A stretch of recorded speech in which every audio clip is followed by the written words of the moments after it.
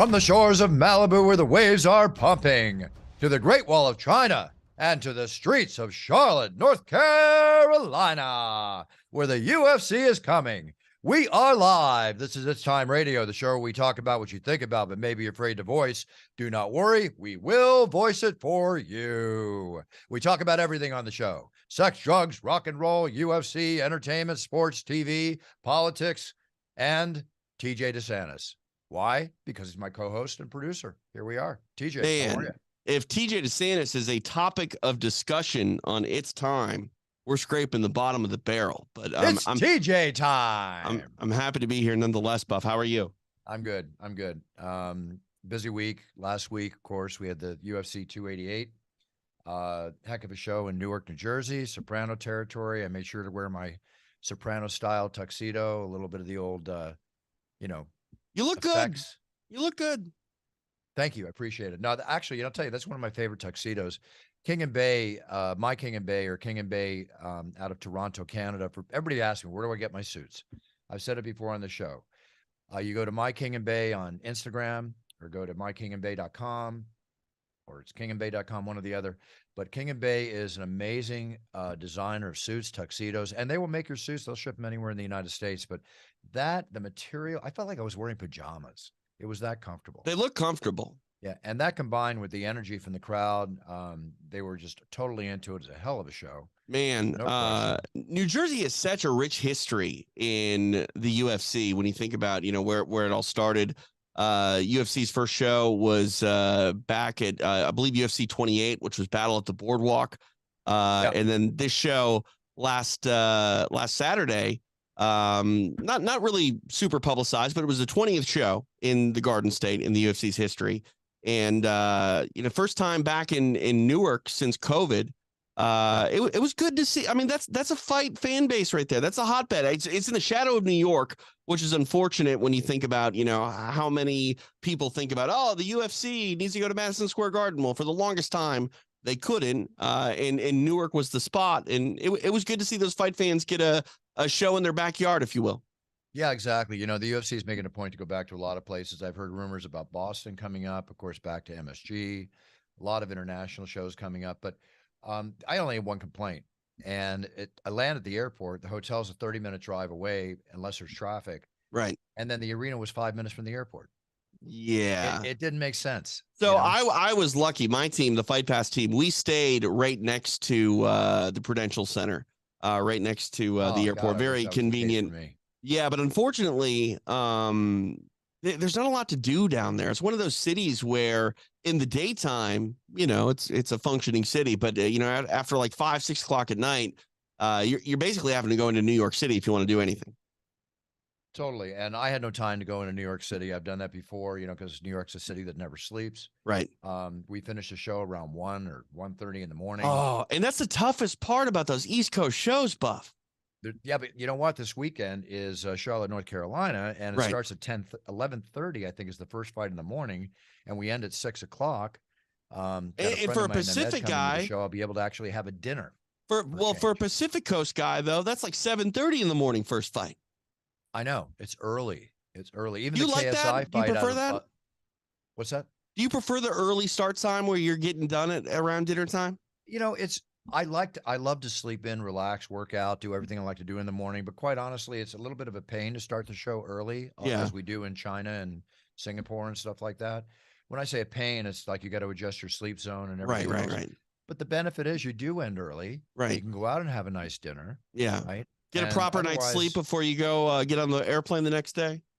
Yeah, get some sleep like last week. And don't cry for me, Argentina. I mean, I fly first class. I stay in nice hotels. We're not complaining. I'm just talking because I'm generally curious because, I travel, not the full schedule that you do by any means, but pretty much the entire pay-per-view schedule. And when I go out east, Buff, I'm kind of caught in this conundrum of like, do I try to get on the current time zone's sleep schedule? Because, I want to go to bed by like midnight, 1 o'clock. Well, if that's the case, then fight night, I'm dying. You know what I mean? Like you're looking at the main event not starting until in the midnight hour. And I stuck to Pacific time. So I was, I didn't sleep pretty much at all. after the fights were over, got on the airplane, and yeah, it's kind of that decision you got to make. Like, do you stick to that local normal time that you and I live on the West Coast, or do you try to acclimate? And when you do acclimate, then you come home, and then you're all screwed up for when you come home. Yeah, real quick to end this time zone conversation, there's benefits to both. In this case, for instance, last week in Newark, I got back to the hotel. I got maybe 2 hours sleep. I had to leave for the airport at 6:30 in the morning. I get on the plane, maybe sleep 2 hours in the plane, get back here. I mean, your body's all screwed up. Can you do that though? And then I get back. I get back at like noon. Right. And I think I get back at noon because I can have a whole day. But it's a little exhausting. I got to adjust. Right. But I'll tell you what I did do. What? I got recently, and this helps. And before I say this, let me say the other part. I also fly red eyes. Okay.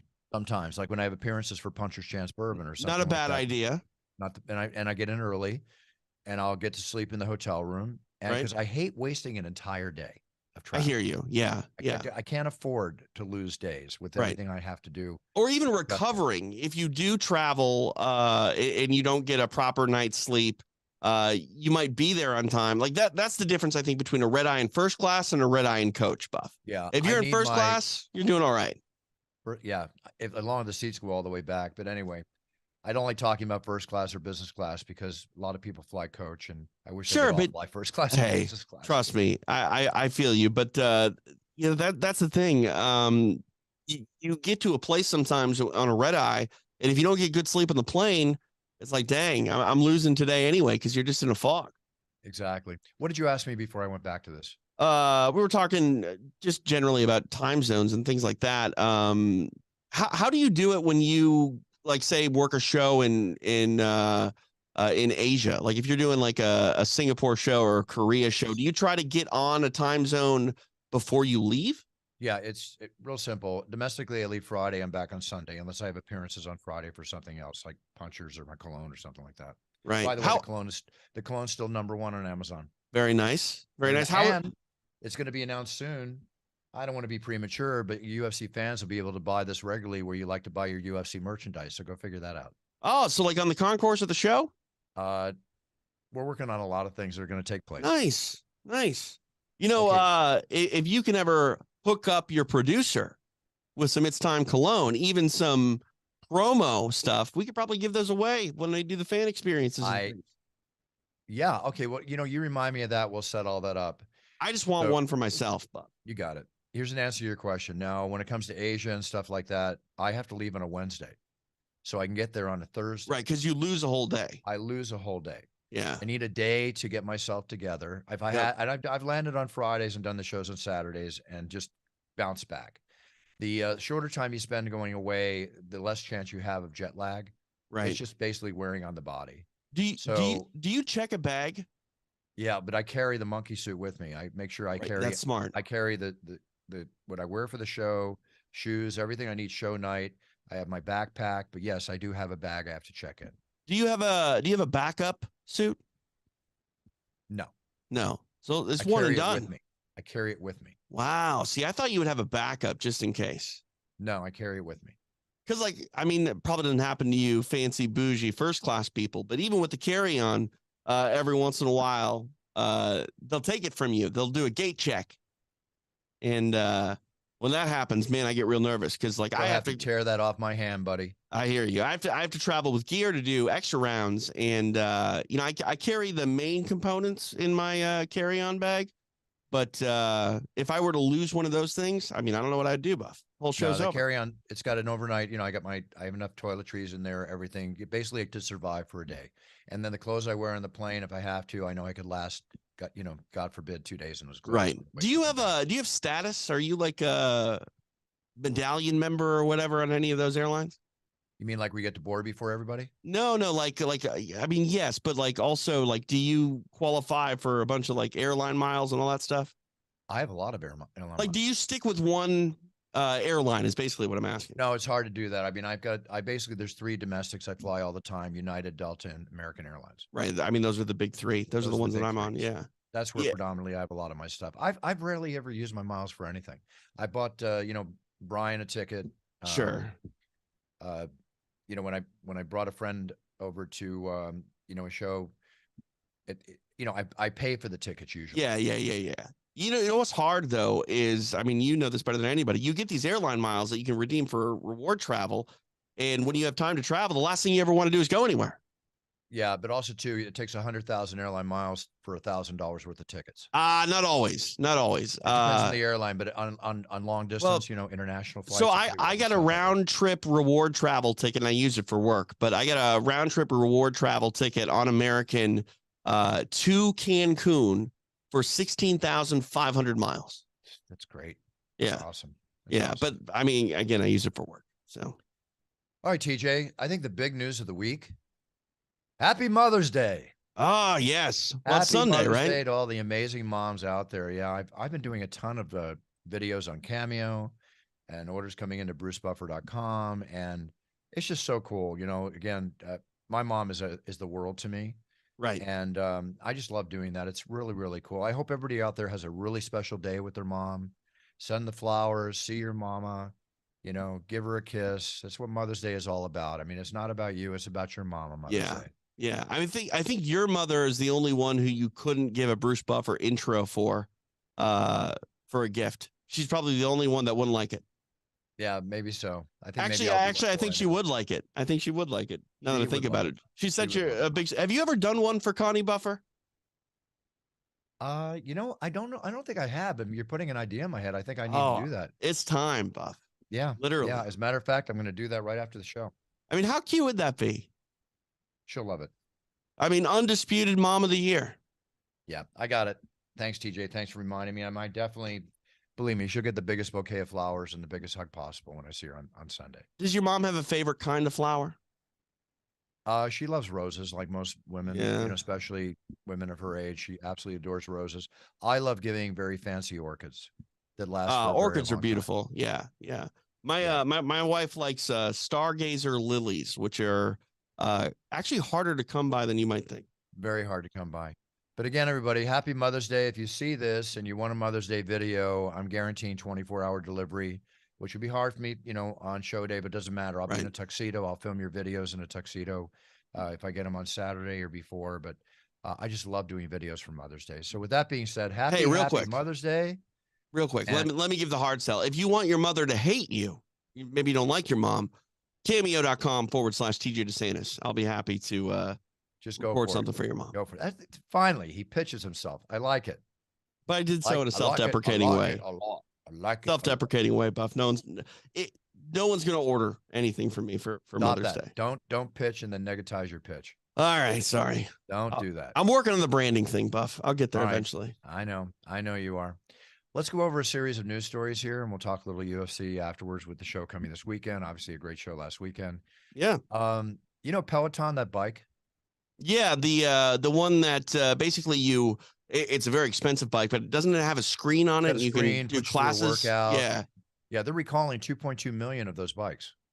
Why? The seat posts are breaking and people are getting hurt. Ouch. I mean, really, ouch. I mean, you're supposed to use one of those Pelotons to avoid actually getting hurt from a bicycle, like in the real world. To get healthy. Yeah. I mean, I don't know. Well, 35 reports of the seat post breaking, and the injuries range from fractured wrists to bruises and even cuts to people falling off the bikes. That's terrible. This is. I was just going to say, like, bicycle seats are not comfortable to begin with. You know what I mean? Nice and cushy. Yeah, even if they're cushy, like the first time you get on a bicycle seat, if you haven't been on in a while, your ass is going to remind you that you don't sit on seats like that very much. But, I don't know. I guess if you're really working out, you don't really need to even sit on it. You're kind of probably standing most of the time. Well, this is not the first time Peloton has had products recalled. In 2021, they had to recall 125,000 treadmills because of children-related injuries where one even died. Wow, that's terrible. Okay. It's horrible. And there was the company had to do damage control on another one where a death of someone named Mr. Big was riding a Peloton. Right. And just, I don't know. It's just crazy. Do you have any gym equipment at home, or do you keep all that stuff at the gym that you go to? My gym equipment? Yeah. Do you have like any workout machines? I turn my garage, I've got a large garage and half of it it's actually a full gym. Oh, nice. I've got a rowing machine. I've got the, the whatever you call that bike. Yeah. The elliptical. The elliptical bike. I've got a Yeah. full set of barbells, kettlebells, What do you do ranging. primarily for cardio? Cardio for me is either walking, Uh huh. right, long distances, Yeah. the rowing machine, Yep. and biking.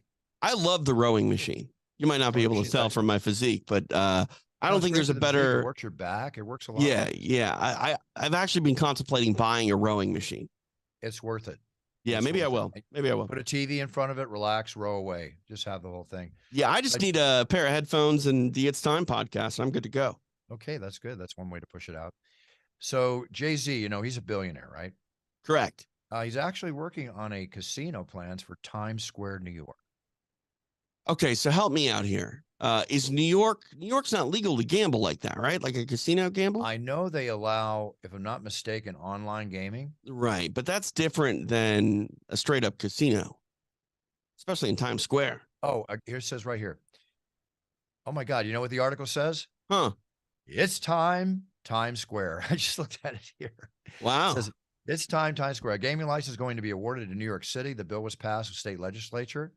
It's all about who gets the license, and Jay-Z's in there with a partner in Caesar's Palace. Wow. So they're going to open up a Caesar's Palace, Times Square. How crazy would that be? You know how much money that will do? Oh my God. Especially if there's only one in town. They're talking about taking the top 8 floors of an existing Times Square skyscraper, right in the middle of Broadway's Theater District, which is like one of my favorite areas in New York. Yeah. The bidding includes $115 million for diverse theater programs to aid Broadway employees. So it's more than just the casino itself. I mean, you and I, we're pro casino for the most part. You know what I mean? Pro. Like, I feel like, I mean, here's the bottom line. You've already hit the nail on the head. Like between online gaming, it's happening anyway. You might as well allow the state and the community to house one of these establishments and benefit from it through taxes and things like that. What have we talked about? 3 things on the show for the last 17 years. Gambling / online poker. Online poker and I'm not too crazy about being able the casino access to the young kids, but okay, right. It is what it is. Yeah. Gaming, prostitution, and marijuana. Prostitution. I'm not saying that I'm not a pay-for-play guy. Right, but the fact is it will never go away. It's happening already. Yeah. Take it out of the hands of the bad guys. Keep these regulated, clean, regulated, make money. Everybody and tax wins the shit out of it. Yeah, because like that's the thing too. Like, I'm sorry, as long as we have booze and for most places marijuana being regulated and integrated into our society, why not do that with a lot of, like, I'm never saying that we should make cocaine illegal. Okay, I'm not saying we should make methamphetamine illegal, but these substances make them legal. You said. Yeah, sorry. We should. Yeah, you said illegal. Sorry. No, make them legal. Absolutely not. Right, but I do believe that if there are things like online gaming taking place, you might as well cut in the state and the city that can house that and do so in a regulated, safe way. There's nothing wrong with it. Nothing wrong with it at all, and that's why in these states where legalization of gambling is, you're going to go to NBA games. You're going to sit there, baseball games. You're going to sit there, football games. You know what's eventually going to happen? You're going to have a little window on the seat in front of you. Yeah. Where you're going to be allowed to make bets during the game. Yeah. And that might even be too far. You might not even have the little window. It's just the simple fact that you can do it on your phone. Sure. And the fact that you're doing it, again, it's set up in a way where you're taking money out of that market and doing it online. And who knows where that money goes when it's unregulated like that. Why not embrace the idea that it's able to benefit the place where you're doing it? Exactly. Another big deal that's happening in New York City, soccer, of course, the biggest sport in the world, if I'm not mistaken. Oh yeah, by far. In the United States, not necessarily so, but huge. Oh, it's getting bigger, a lot bigger. Well, here's an example why it's getting bigger. New York City, again, just released the first look at the $780 million stadium, seats 25,000 people, specifically for soccer in Queens. Well, think about this. They already have 2 MLS teams. They have NYFC and the New York Red Bulls. We're looking at a time now, and I like soccer's sort of set up internationally. It's not so much this way with Major League Soccer, but the idea that you can have a club and you basically have to earn your way through the league, where in England, they have, I think, something like 200 pro soccer teams or football teams, and you get regulated, you get promoted. These clubs mean so much to the cities that house them, and the people that cheer them on. Like I like the way that soccer runs internationally. I wish all American sports ran here. Absolutely. When we're talking about sports and bidding war, bidding for teams, there's a bidding war going on now for the NHL's Ottawa Senators, the National Hockey League team. Interesting. And it's between Snoop Dogg and Ryan Reynolds. Well, so Ryan Reynolds bought a Welsh football team called Wrexham. Right. And they actually got promoted. They were in the lowest tier of the English Football League, which is called the National League. And they actually got them promoted to, I believe, League Two. And he just sold that Mint Mobile for like $1 billion. Like, Ryan Reynolds is incredibly talented, not just on screen, but off screen as a businessman as well. No question. And, he's like The Rock, he diversified. He even had his gin, which he made sold for 600 plus million. He made like 300 plus million out of that. So good, good. Listen, these are role model individuals for me. Yeah, for sure. I mean, somebody kidded me one time. They call me Mini Rock because, he comes out with the tequila after I come out with a bourbon. Well, you saw my tweet the other day, right? Where I said, someone had said, it's going to be a travesty when you work your last fight night. And I said, yeah, absolutely, I'll be crushed. But I firmly believe that you are not only a legendary announcer, you're a legendary businessman. And maybe it's not in the works yet, but the second that you can figure it out, I'm sure you'll be licensing your hologram and likeness to the UFC so you can be around for years after you're no longer around. My godson Henry's going to the University of Oregon. I'm very happy to announce.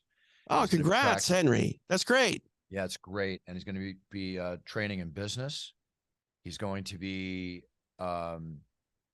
working and in the area of Nike and all these great companies up there. And he's going into sports business. He's going into all that. So wow. I'm very proud of him. I'm surprised that, maybe you are do you ever go to universities? Does anybody ever bring you in to speak and not necessarily give a class like a guest professor, but your experiences, Bruce, and what you've done in this space, not only with yourself, but with Michael, like I can imagine that you could give a pretty good lecture to young college kids. Oh, absolutely. No question. Very easily. I would love to do that. And I have done that, but not at universities. Do you have a degree, Buff? Pardon me? Do you have a degree? No, because if you remember, I told you once on the show, I have a high school diploma, of course. Right. Graduated in the top quarter of my class at Santa Monica High.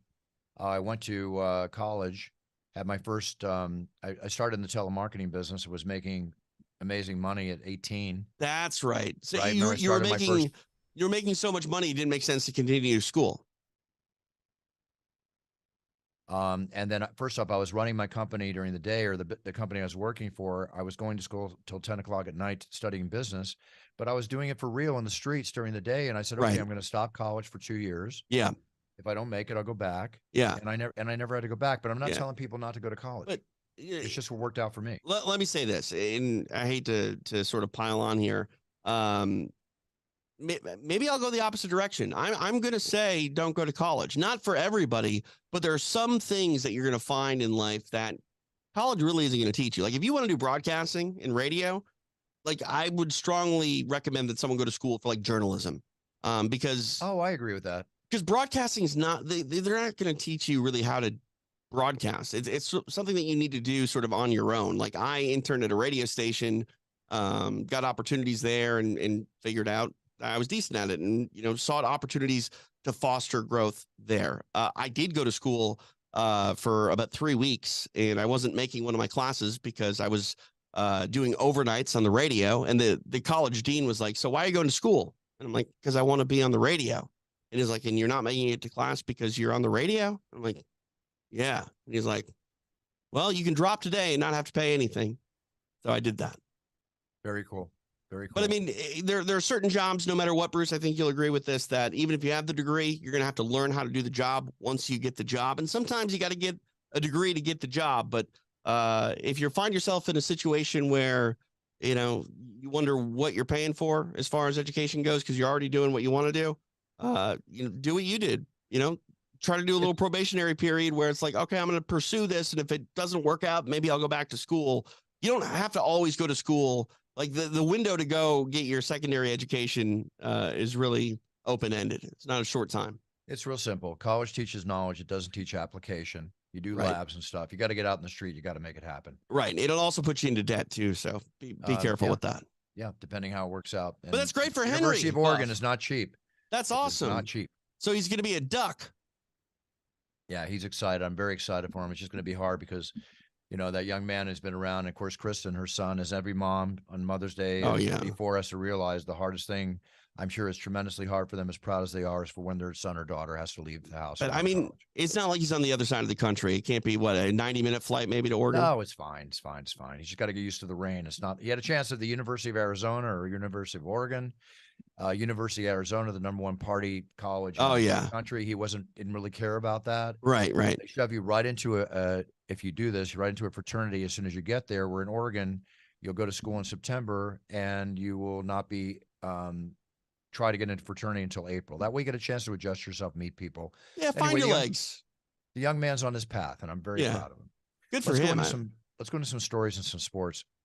You know, the Kentucky Derby was last weekend, I think. Sunday. Tragically, 7 horses died in the days leading up to the Kentucky Derby. 2 of them died on Saturday, May 6th, the day of the famous race. Yeah. And they were injured and, subsequently euthanized. Which is horrible. I mean, I'm not a horse person. I don't understand exactly what happens to these animals when they break a leg, but you would think that they could be rehabbed. Just the problem is the value is no longer there. These thoroughbred racehorses, they break a leg. I mean, their career is over, but I don't know, Buff. We talked about this. I remember a couple years ago, it was like every week, 3 or 4 horses were being put down on tracks. And it was 5, if I remember correctly, TJ, it was 5 horses a day in this country. Yeah. It's hard for me. If I'm not mistaken, it was a day. It's hard for me to justify that being okay in any way, shape, or form. I understand that it's a whole industry, but I mean, it's very hard to swallow. Being an animal lover alone, that alone is like, oh my gosh, really? Well, it's just cruel, Buff. And like, I struggle with the idea that these animals are quote unquote useless after they break their leg. Like they should be able to heal that. Can they not heal it? Is it something where they can't ever walk again? What's the issue? I have to assume when you deal with the size of an animal that weighs 500 to 1,000 pounds, whatever, I'm not quite sure. Right. It has to do with the rehab or something. I can't answer that question, TJ. But there's obviously a reason why the euthanization process takes place. Bottom line is this: you don't die from a broken leg. Nobody does. No animal does. But your value as a racehorse is essentially zero. I mean, some of these horses are millions of dollars. To maintain your daily routine alone. Yeah, I wish there was a way to put these animals in like a petting zoo or something along those lines. But I mean, what do you think a championship racehorse costs just to feed? You know what I mean? What do you think a championship racehorse just costs? Well, after a broken leg, apparently is nothing. Yeah, it's a shame. If that's what it comes down to is the financial value, I'd hate to think that's the case. Listen, moving on a little bit, and I'm just so sorry to hear all that. Henry Ruggs, the Raider, who was in his rookie season. Oh, this is the driver of that car in the accident. That killed the woman, and I think her child, if I'm not mistaken. Yeah. And again, I'm going by memory here, so please excuse me if I'm wrong. It's tragic either way. He got sentenced. Here's a racehorse that didn't break his leg. Here's a racehorse that did what you shouldn't do, which is drink and drive, driving at some 100+ miles an hour down a Vegas street, in his Ferrari or whatever the hell he was driving. They just sentenced him to 3 to 10 years in prison. Yeah, I mean, it's unfortunate for everyone involved. Obviously, the victims of this crash, his life essentially has been, altered in a way. Yeah, I mean, it's not over. I don't mean it's over. He'll come out in 3 to 10 years. Yeah, and the question is, will he get another football contract? No, not 10 years from now. If he gets out in 3 years, possibly he's a young man. Maybe, but no team's really gonna mess with that. No team's gonna put their stock and value into an athlete like that. Look, you play, you pay. Here's the one thing that you hope comes from this is that any athlete in a similar situation that goes out and finds himself drinking or doing whatever, that they don't put themselves in a situation where they have to drive and make a bad decision. Like you hope that this is a penalty enough where it convinces someone to avoid making the same mistake. Just be smart. Real quick, I was looking here. I'm wrong. A lot of horses, especially the thoroughbred horses like you and I are talking about, the big, massive muscle animals, they're often euthanized because it's nearly impossible to surgically reconstruct a fractured leg on an animal of that size. So, wow, almost impossible. Not impossible, but when you're talking about a very expensive treatment for a horse that can never be what it once was, not many people are trying to put down money to keep it alive. Wow. Anyway, it's a shame. Horrible shame. Jake Paul and Connor Diaz. Excuse me, Jake Paul. You know what you just Jake did? Paul says you just merged two people that should be fighting one another. That's I what know. you just did. I just did. Okay, we don't need to mention that now. But Jake Paul now is already mouthing off about the fact that after Nate Diaz, who he faced off with yesterday, that he wants to take on Conor McGregor. Everybody wants to take on Conor McGregor because they want the money. Yeah. Let's see what happens with that. It was kind of an uneventful. Well, Jake Paul seemed to be thrown off by it a little bit. Like Nate was very on brand Nate, if you ask me. He was sort of laid back and subdued and wasn't really playing the game that Jake Paul wanted him to play, where he would get aggressive and you know, a lot of it I think has to do with, you know, kind of what happened with Nate not too long ago down in New Orleans. Yeah. He's going to kind of be on his best behavior, but I think Jake Paul was actually thrown a little bit by the outward demeanor of Nate Diaz, and that I think kind of mentally kind of shook him a little bit. Because I do agree with you, and we'll see how that fight turns out. We'll see how many eyeballs go to that fight. I believe, unlike a lot of these influencer fights, like even the KSI boxing match happening this Saturday, the ratings, the pay-per-view values have gone down. I think this one's going to have every UFC fan's eyeballs on it that want to watch it. It's a lot of them, really well. A lot of them. You know, the thing that is sort of a mystery for me is the harder core fans are the ones that seem to not pay for pay-per-views. I think there's a big audience here that while they're curious to see Nate Diaz fight Jake Paul, I don't know if they're curious enough to actually pay rather than seek alternate opportunities to watch. We'll see what that pay-per-view number is. Bottom line, you and I both agree. I hope Jake and Nate make insane amount of money. You know, they're both deserving of it and what they've done with their own brands. So, you know, hopefully they cash in, but don't be surprised if that number is a little bit flatter than you think. We'll see. Time will tell. Dolph Lundgren revealed he's had lung cancer for 8 years. 8 years. 8 years. What? Yeah. Wow. I mean, he's been working throughout that time, hasn't he? Yeah, he's making movies left and right, you know. Wow. Even with Chuck Liddell and other people. But since 2015, he's 65 years old now. And that's what happened. So, you know, that's one thing I will say. And a lot of people experience this in older age when they retire. They basically, their lives are cut a bit short. You know, maybe his fuel to get through cancer and thing is just staying busy and staying working. Like, that's one thing that I admire about you. Like, I have a hard time, Bruce. I mean, you might stop traveling or stop announcing at one point or another when you're like 922 years old, but I don't think you'll ever stop being a businessman. I don't think you'll ever stop waking up in the morning with a to-do list and going out there and making moves. I don't think so either. And it's going to be very hard for me too, considering the way Puncher's Chance Bourbon, the cologne, and, you know, It's Time Energy, all these products coming out. This is a business that I'm building to manage for 10 plus years, a business that will be around when I'm not around. And you know, that's what's amazing to me too, is obviously people see you and know you for your work inside the Octagon. But when I talk to you on a day-to-day basis, you're busy all over the place, not all with business, you know, a lot, you know, you take care of your mother and your mother's, you know, elderly, and that's a whole job in itself, but you have set yourself up for a very busy 40+ hour work week with nothing to do with the UFC necessarily. I've always got something to do. Let's put it that way. It could be 8 o'clock at night and I'd always have something to work on, which is fine because, like I always tell everybody, try to see where your passion is, monetize your passion, then you're not going to work, you're living a lifestyle. But you got to take time for yourself. Sometimes I don't take time for myself the way I should.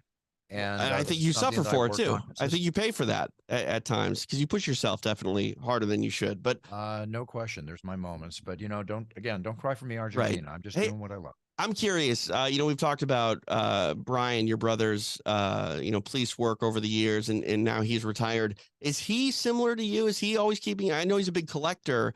Is he enjoying retirement, or is he working in his own retirement? Brian loves retirement. He enjoys retirement. He's also vice president of Buffer Enterprises, and Kristen, of course, is my partner and vice president too. She and I are all day long managing everything going forth left and right. But Brian's big thing is that his collectible business. Yeah. He's brilliant. He's brilliant at collectibles and sports memorabilia, guns and artifacts. He's just absolutely brilliant. On that topic, he's passionate about it, and that's what keeps him going. Again, follow your passion. Follow your passion. Follow your passion. On that topic, I don't know if you've seen it. There's a new show on Netflix called The Golden Touch. It's about the Golden Auction Company. You should check it out. It's a really good series. I will check it out. I've heard about it. You know what? I am going to check it out because I love those kind of shows. Yeah. Oh my God. Some of the stuff that they get, Buff. It's amazing. It's absolutely, and a lot of it, I hate to say it, but like a lot of it is stuff that's just sitting in people's attics and they don't really understand what they have. Or I can't tell you how many items when we were out there, going to years ago, my dad would go to like just garage sales or whatever, what people had in their attics or whatever. They had no idea what they had. I mean, it still goes on. Yeah, I think I told you my mother collects old soda pop bottles, and she found like a Dr. Pepper bottle that someone was selling in an antique store for like $3. It was worth like $300. I believe it. My dad one time picked up a pistol for $750. Right, this guy was selling back in the day when you just buy it, direct an antique weapon. It had a name on it, a very horrific name on it called Heinrich Himmler. The head of the SS back in World War II for Germany, right? Mm-hmm. It was inscribed on the piece, and he didn't care to keep it because of what it was. Right. He sold it for some $35,000 like 35 years ago. That's unbelievable. Yeah. And some of it you do need to have an expert eye on it, but that's what you got to learn. Right. But everything is worth taking a second look at when it's got age on it. Yeah. No, it's called provenance, we call it. But yes, you have to. It's taken me 30 plus years to be as knowledgeable as I am in the sports memorabilia and the gun and artifacts, antique weapon, field. But that's just refining your knowledge, just putting it all together. Hey, were you a Beetlejuice fan? I mean, I watched the film when I was younger, for sure. They're releasing Beetlejuice 2. Is Michael Keaton in it? It does not say. I mean, if he's not, yes, I'm okay. It's going to feature the original stars, Michael Keaton and Winona Ryder. That's good. I'm interested in that then. It's such a touchy situation when you have, huge franchises, and granted it's only one film, but huge legendary films, and you try to add to it. Almost more often than not, you can only go down from there. You know what I mean? Well, anyway, this is a film I think they could make really well. The Broadway play of Beetlejuice is a huge hit. As a matter of fact, when I go to New York, I definitely want to see it. I think it would be an awesome thing to see. When the UFC was in New York last November, we went to a Broadway film or a Broadway play for the movie Almost Famous. Do you remember that? It was about the Rolling Stone magazine. Of course I do. Phenomenal Broadway production. That's very cool. Yeah.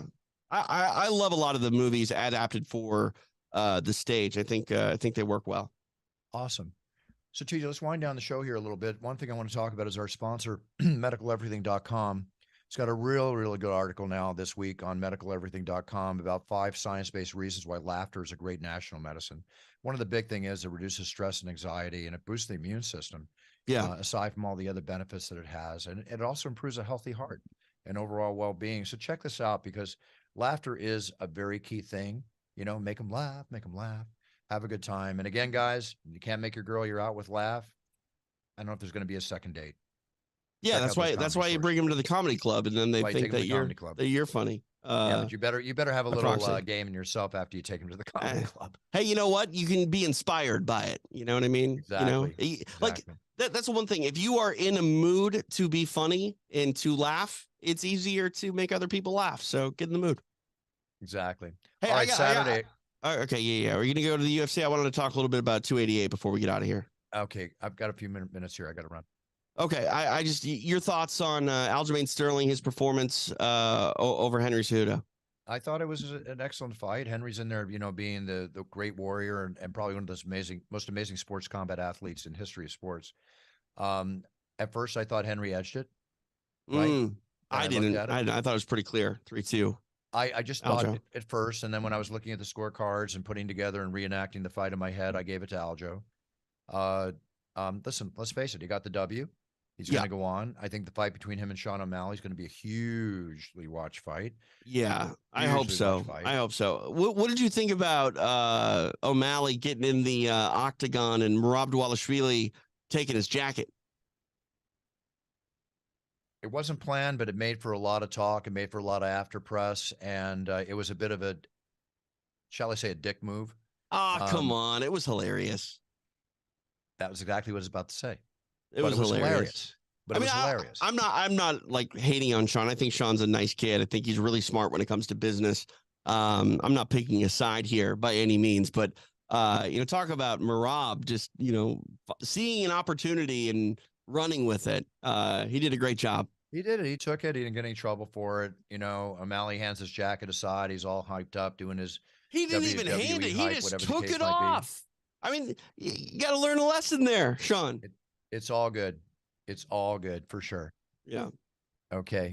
So anyway, this weekend we've got the co-main event with Johnny Walker and Anthony Smith. Yeah, that'll be fun. I didn't realize this was an ABC card. This one's on Network TV. Network TV. Obviously, we start early, and I think it's on Network TV around probably start in the area of about noon to 1 o'clock on Saturday. The heavyweight bout, Jailton Almeida, Jairzinho Rosenstrike. That'll be a heavyweight brawl for sure. Yeah. And I'm looking forward to it. It'll be really, really cool. So I'm looking forward to being on ABC. I'm looking forward to being back in the Octagon. And then I'm off for 2 weeks, TJ. I will not be back until in June. Vancouver? June in Vegas on June. Vegas. Got it. Yeah, June the 3rd. And then, of course, the big fight that's coming to Vancouver, Canada. So it'll be great to go back to Canada. That's going to be a lot of fun, too. Yeah.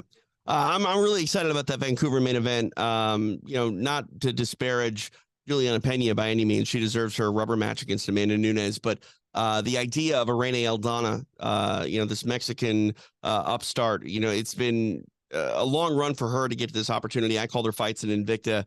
She's a phenomenal fighter. It's a great time to be a Mexican fighter with 3 champions now in the UFC. We'll see if she's got that upset card to play herself against the women's GOAT. Exactly.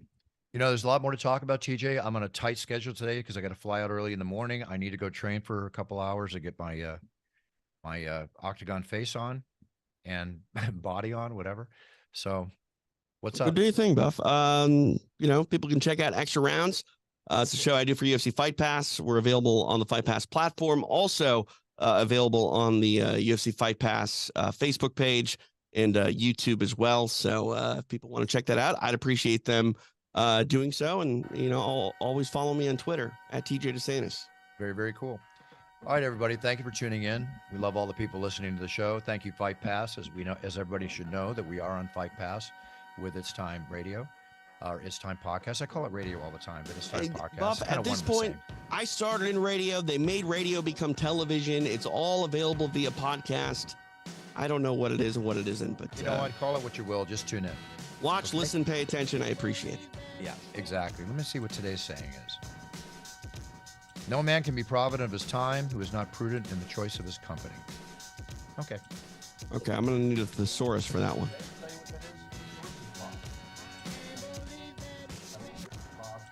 I can't hear you. You're not on your microphone. Can you hear me? I got you now. Yeah. So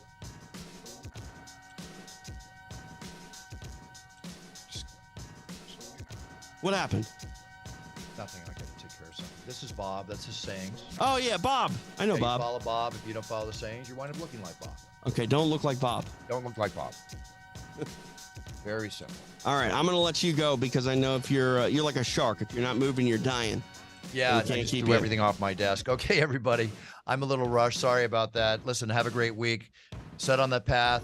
Set your goals. Get your knowledge down so when you go on that yellow brick road to success, to happiness, that you be the best you can be. And if you are the best you can be, then you're winning.